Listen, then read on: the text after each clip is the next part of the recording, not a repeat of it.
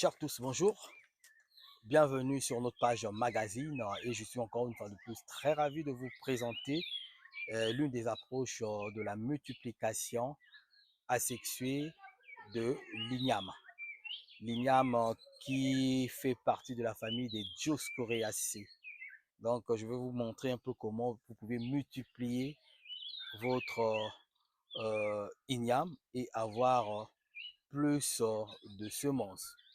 Autrefois, les mamans utilisaient plus la tête, juste la tête. C'est-à-dire que lorsque vous achetez votre igname, ici nous appelons l'igname de Gamboma, par exemple, on coupait juste la tête, les têtes là, et c'est des têtes là qui étaient plus ou moins séchées à l'ombre et remis sur terre pour avoir d'autres ignames. Finalement, pour un hectare, il fallait autant de têtes. Les techniques ont évolué et aujourd'hui, on arrive finalement à les multiplier en utilisant une approche très simple qu'on appelle approche par semenceau.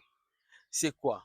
On entend par semenceau des micro-fragments de quelques millimètres, voire centimètres de diamètre que vous coupez. Une fois coupés, vous devriez les stériliser, soit en utilisant de la cendre de bois, ça c'est la méthode biologique, mais vous pouvez également faire appel à, à un fongicide pour la méthode chimique, un fongicide chimique pour la méthode chimique à des doses recommandées.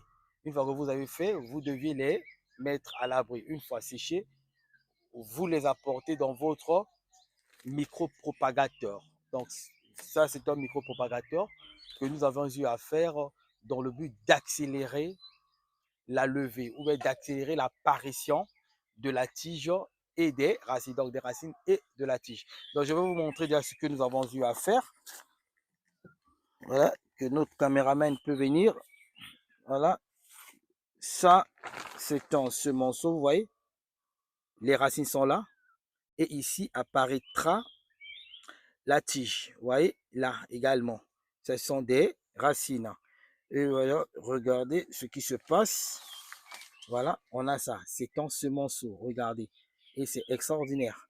Et à partir de là, vous pouvez emmener ça et déposer ça carrément en plein champ, là où vous avez prévu.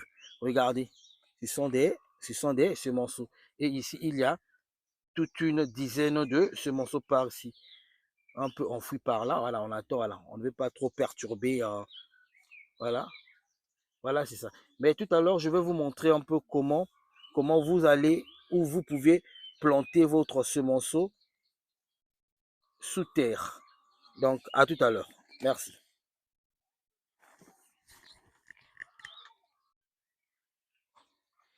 Voilà, donc c'est notre semonceau.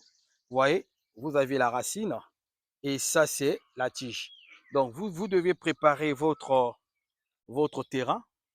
Respectez quand même, le sol doit être meuble, de préférence de texture sablo-argileuse.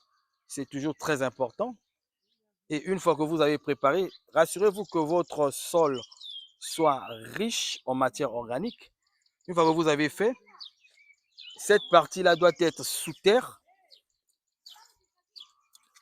et vous posez carrément. Respectez aussi les intervalles. Vous prenez 1 mètre partout. Vous devez poser. Une fois posé, comme ça, vous refermez.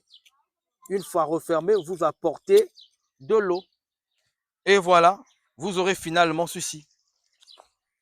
C'est une plante à la fois grimpante et rampante.